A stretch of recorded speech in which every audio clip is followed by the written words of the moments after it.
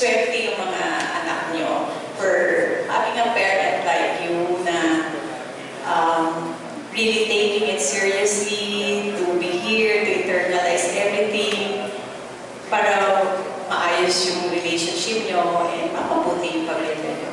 They are lucky to have you. Yun. Okay, diretso tayo. Madalaw. Third, negotiate. Okay.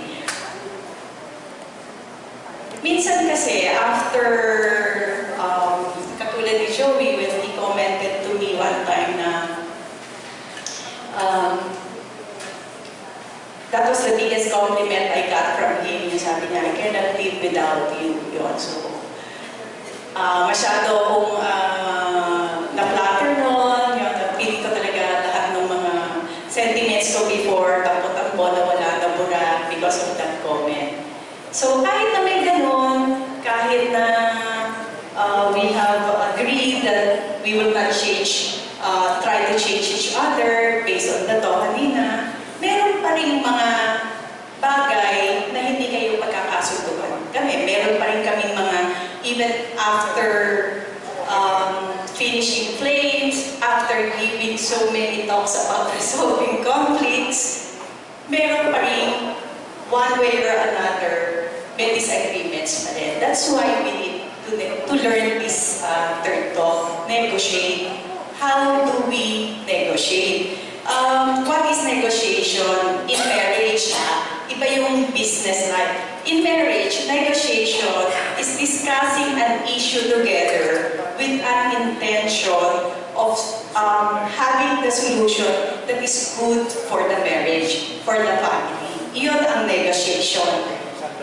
There are two ways that we will present here. Yung isa, non-effective. Yung isa, effective ways. We will go first to the non-effective ways. Ito yung mga hindi natin dapat ginawa, dapat gagawin. Okay?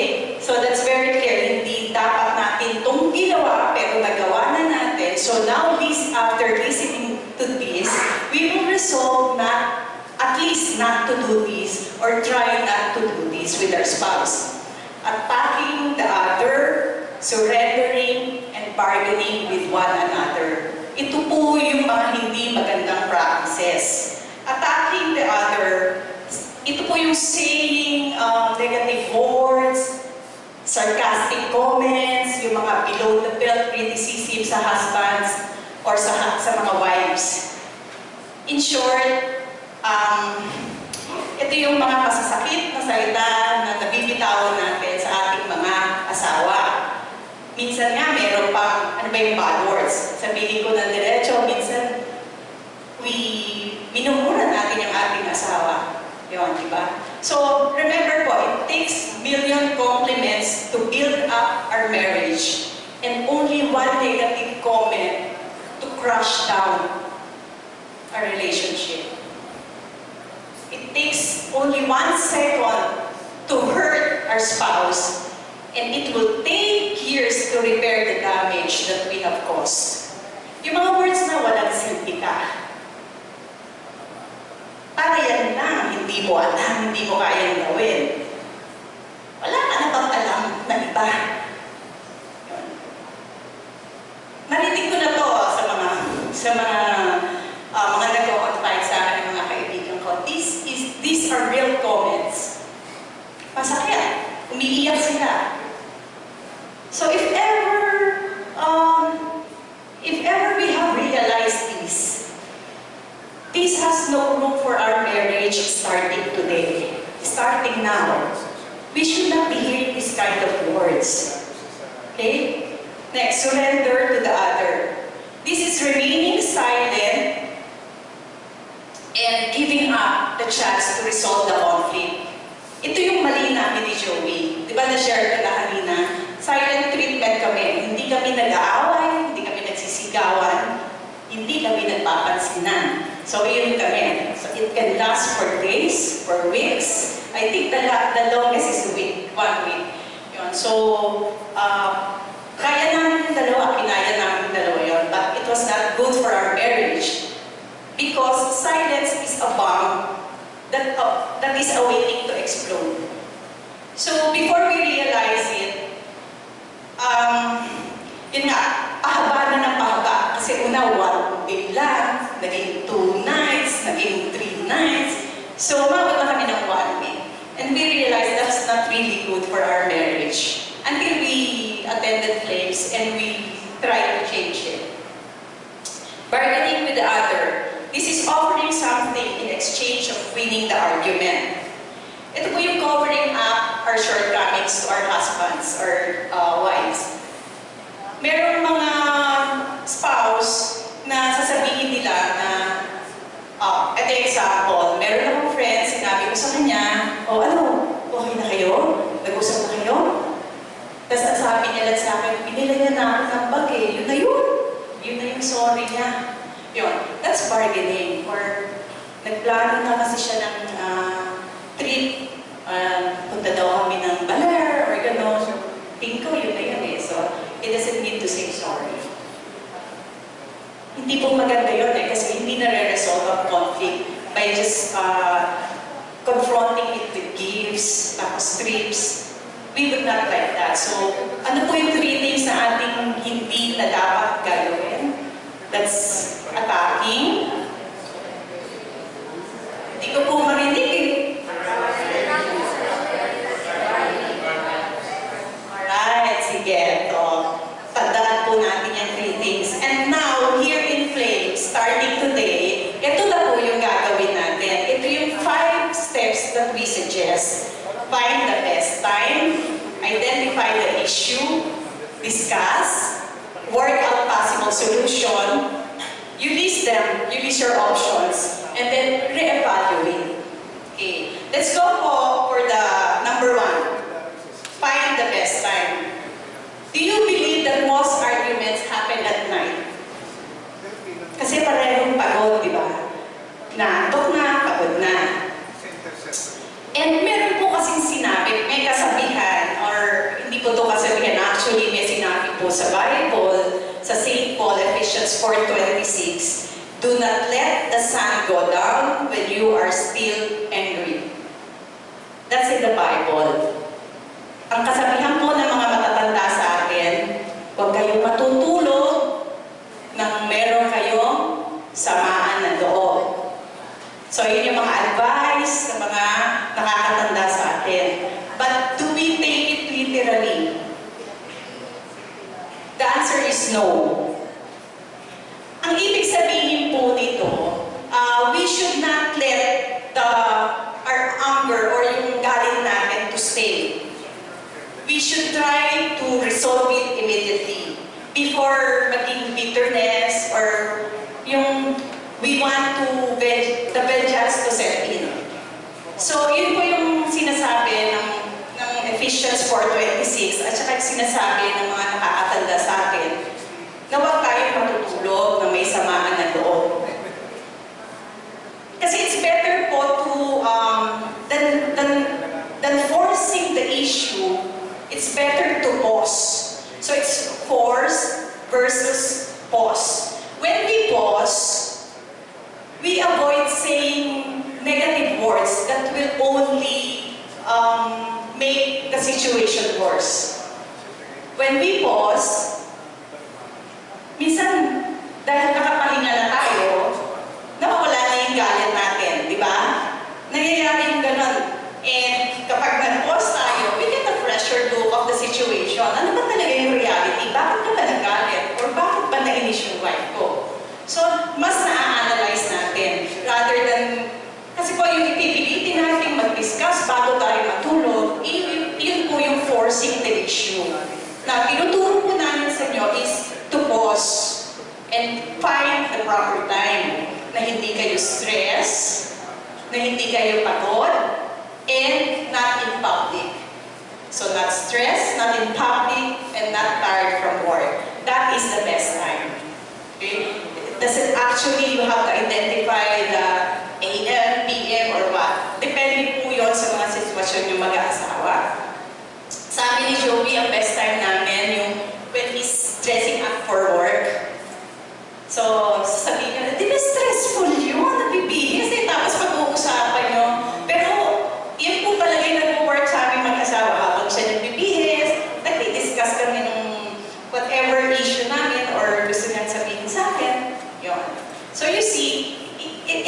identifying the time talaga, pero kung ano po yung pwedeng mag-work sa inyong mag-asawa, yun po yung best time. Second, identify the issue. A strong marriage requires choosing each other even in those moments that you struggle to love each other. Minsan po kasi, di ba, gusto na natin ipamigay yung asawa natin, gusto na natin isole, ganyan, sa sama ng loob natin. Pero here in Flames, we suggest that you really sit down. Yung ginagawa niyo is a very good start. You're sitting down, investing your time with one another to discuss the issues sa marriage nyo and identifying the problems na talagang nakaka-apekto sa inyong mag-asawa sa buhay nyo. Now, when we identify the issue, let's focus our energy on solution. Meron pa po tayong third and fourth step. Huwag niyo ubusin yung oras niya sa pag-identify ng issue. Ano po yung sinasabi ko? Minsan po kasi kaka-identify ng issue, naubos na, nag-away na, nagalit na, na-exhaust na. So hindi na nakaroon ng time na makaisip ng magandang solusyon sa problema. So do not make a mountain out of a molehill. Huwag po natin palakihin ang ating problema. We do not magnify our problems. Itong step na to, ito yung talagang nakatulong sa amin ni Joey nung nagpa-Flames kami. We have identified that yung financial support niya sa family niya cause an irritant pala to me. Hindi niya alam. So, nagkaroon na ako ng courage to open it up during Flames. Di ba sabi nga niya, siya bigay ng bigay, yung sa financial kanina. So, yun yung isang manifestation. He would give, he would support his family.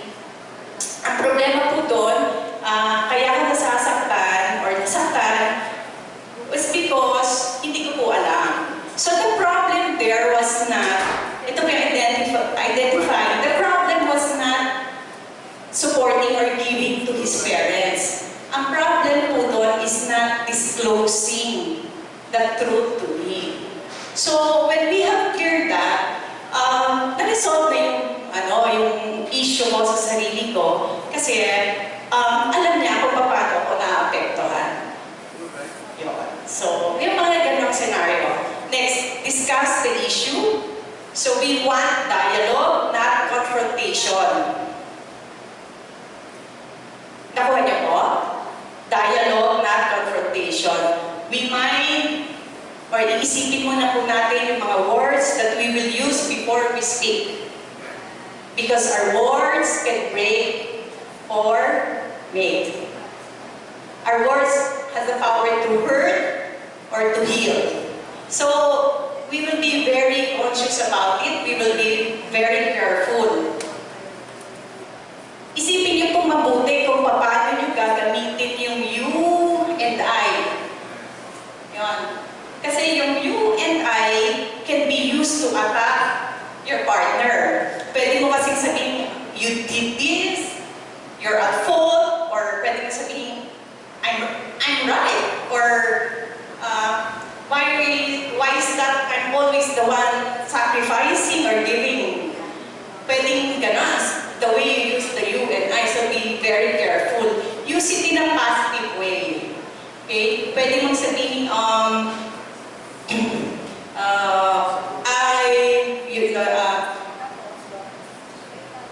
I got hurt, if you own it, yung I got hurt, kasi hindi ko ina-expect na ganito. Or, you were right in saying this to me. So, very careful po kayo sa pag-deliver ng you and I. Kasi nakita ko po yan sa kapatid ko. Doon nagsimulang mag-away sila dahil sa you and I na ngayon. And sadly, they separated. So, this is a very, this is a reality that I want to share with you. That the use of you and I can break and make your marriage. So take turns while speaking.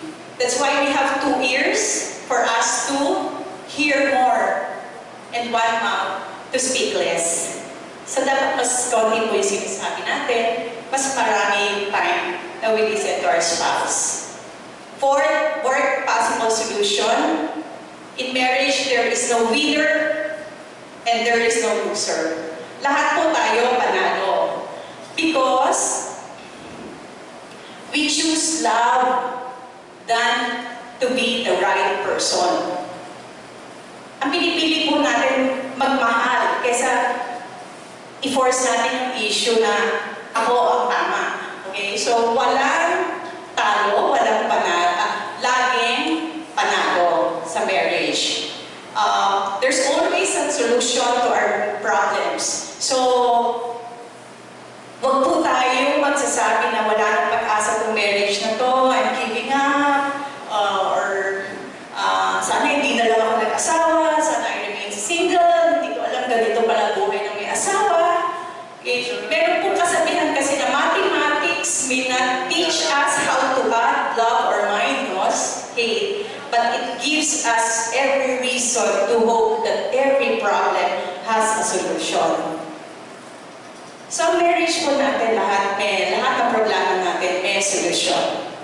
Then, after listing all these issues, you have formed all your solutions, listed them, you implement them. Hindi po lahat ng naisip niyong solusyon ay magiging effective. Okay? Kaya po meron kayong plan A, plan B, plan C. And that's when you re-evaluate. Pag hindi po nag-work si plan A, you do the plan B. Now, after implementing A, B, C, up to C, yung pa rin yung problema nyo. 10 taon na or 5 taon na, ganun pa yung problema nyo. Ano po ibig sabihin nun? Meron pong negotiable and non-negotiable in marriage. Meron po talagang dapat tatanggapin na lang na iyon ang solution. Parang when you reach the point that you cannot find a solution anymore to your problem, the issue may not be problem at all. What you needed is to consider that issue as a truth, and all you can do is just to accept it. Meron pong mga ganoong bagay sa marriage, sa pagsasama. Sa amin ni Joey, as a sharing application, ang na-consider namin truth that we just have to accept was the relationship of my mother and her mother. There was a time na hindi sila okay, but instead of forcing the issue, tapos using all our energy to resolve the problem, tinanggap na lang po namin na, ganun talaga.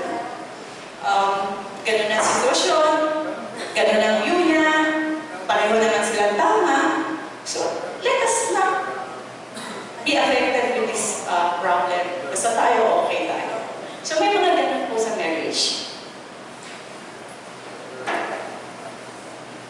We're nearing the end.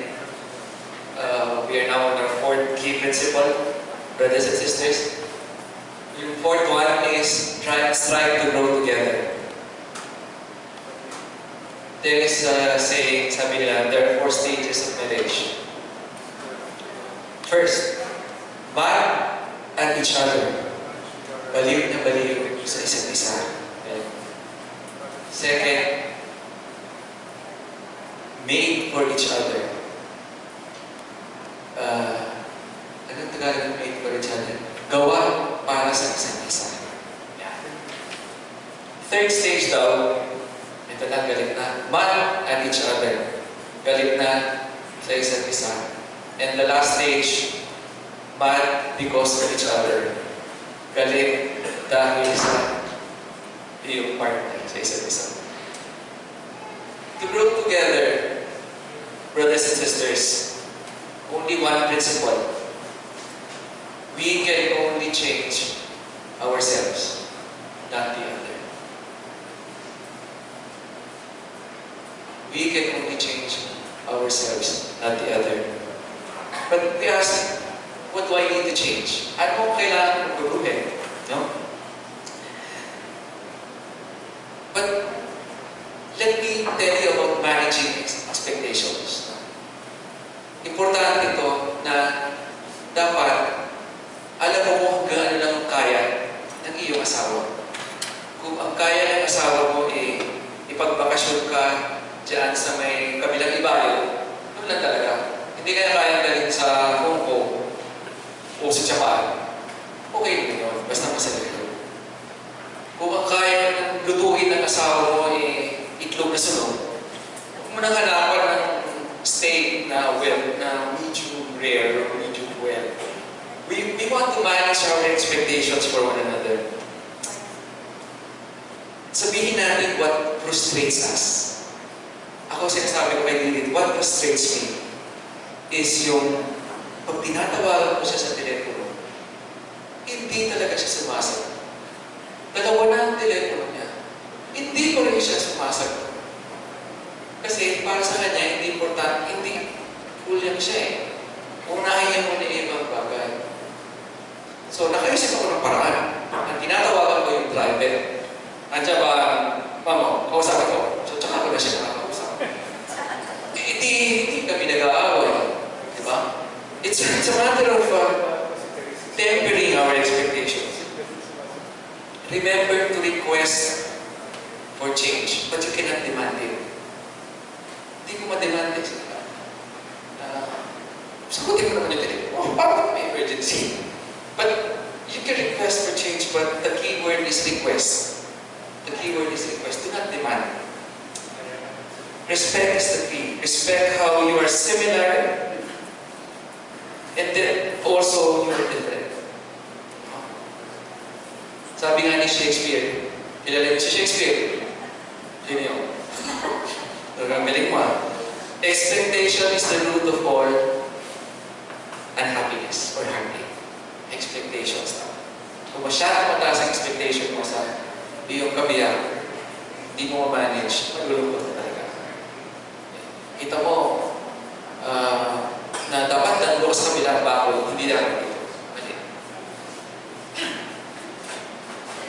But you know, it is not a hopeless case.